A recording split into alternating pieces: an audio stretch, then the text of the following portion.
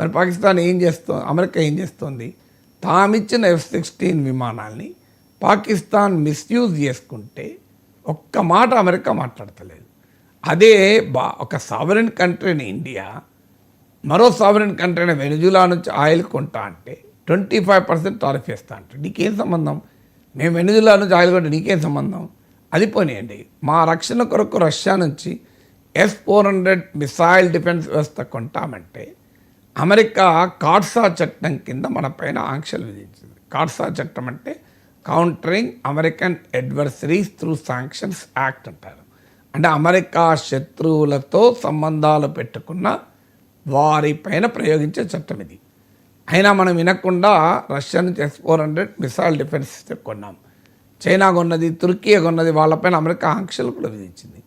మరి మేము రష్యా దగ్గర ఆయుధాలు కొంటే నువ్వు ఆంక్షలు విధిస్తావే, మరి నీవు పాకిస్తాన్కి ఎందుకు ఆయుధాలు ఇచ్చావు? మన అమెరికా పైన ఎవడో ఆంక్షలు విధించాలి? ఇంత హిపోక్రసీ అయింది అమెరికాది.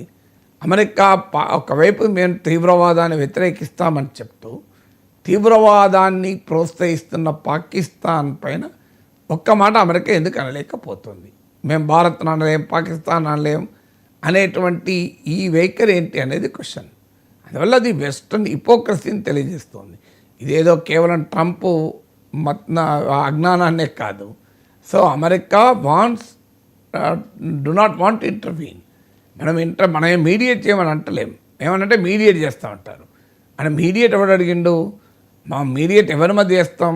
మాకు వాడికి ఉన్న వివాదంలో మీరెవరు? మీరు మీ వాడు కనుక వాడికి చెప్పండి పాకిస్తాన్ అనేది భారత్ పైన అన్యాయంగా దాడి చేస్తోంది, తీవ్రవాదాన్ని ప్రోత్సహిస్తోంది, ఈ ప్రాంత సుస్థిరతను దెబ్బతీస్తోంది. మీ క్లయింట్, మీరు కస్టమరు అమెరికా చెప్తే వింటుంది పాకిస్తాన్. దానికి ఉదాహరణే అమెరికా కోరితే పాకిస్తాన్ తాను సృష్టించిన తాలిబాన్ పైన తాను యుద్ధం చేసింది. అదొక ఉదాహరణ, అమెరికా చెప్తే వింటుంది అనడానికి. రెండవ ఉదాహరణ ఒసామా బిన్ లాడెన్ 5 ఏళ్ళు పాకిస్తాన్లో రక్షణ కల్పిస్తే మళ్ళీ అమెరికా వాళ్ళు వాడిని లేపేయాలనుకుంటే అవకాశం ఇచ్చింది కదా పాకిస్తాన్. మాకు తెలియకుంటేనే అమెరికా దాడి చేసింది అంటారు. అది అబద్ధం. అది అమెరికా వాడిని తెలియకుండా ఉండే ప్రసక్తే లేదు. అది ఫేస్ సేవింగ్గా తన ప్రజల కోసం చెప్పుకుంటున్నది. పాకిస్తాన్ అవకాశం ఇవ్వకపోతే America bin Laden లేపేసేదా?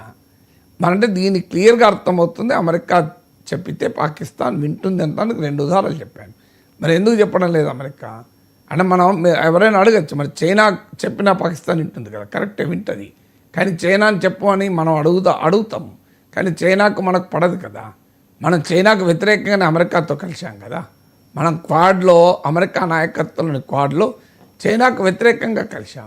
So China వాడు మనం చెప్తే ఎందుకు వింటాడు? మనకు వానికి గాల్వాన్లో ఇలా సరిహద్దు వివాదం ఉంది. వాడికి వ్యతిరేకంగానే, చైనాకు వ్యతిరేకంగా మనం అమెరికాతో కలిసినప్పుడు మనం చెప్తే చైనా వాడు పాకిస్తాన్ ఎందుకు ఆపుతాడు? కానీ మనము అమెరికా చెప్తే పాకిస్తాన్ ఆపుతాడు కనుక అమెరికాను అడిగే హక్కు ఉంది మనకు. ఎందుకంటే అమెరికా నాయకత్వం క్వాడ్లో మనం భాగస్వామి. అమెరికాతో మనకు స్ట్రాటజిక్ పార్ట్నర్షిప్ ఉన్నది. అందువల్ల మేము పాకిస్తాన్ సంగతి తేల్చమని అడుగుతున్నాం. చైనాను కూడా అడుగుతాం. కానీ చైనా మనకు వినే దేశం కాదు కదా.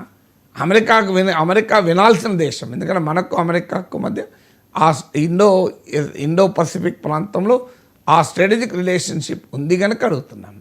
సో మన ప్రత్యర్థిని అడగలేం కదా, మన మిత్రుడిని అడగలుగుతాం కదా.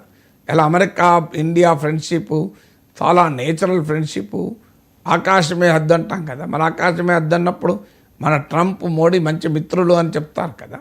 మరి ఎందుకు పాకిస్తాన్ ఆపడం లేదు అమెరికా? దానికి అమెరికా ఆన్సర్ చెప్పాలి కదా.